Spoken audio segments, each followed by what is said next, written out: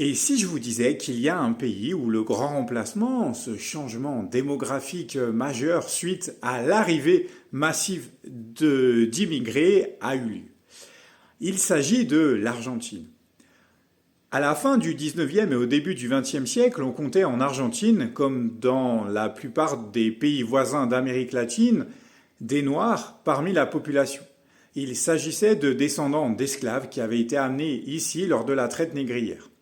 Mais aujourd'hui, la population noire parmi l'Argentine a fortement réduit au point d'être quasiment totalement invisibilisée.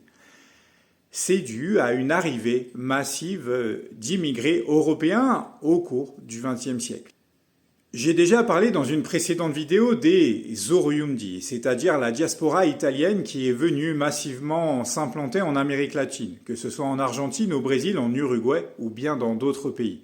Mais il y a également eu beaucoup d'Allemands.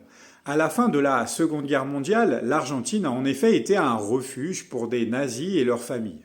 Alors même si ces dernières années on a vu un mouvement de réappropriation culturelle dans la population afrodescendante, les Noirs restent quand même très minoritaires en Argentine, en tout cas bien plus que ce qu'ils étaient il y a un siècle.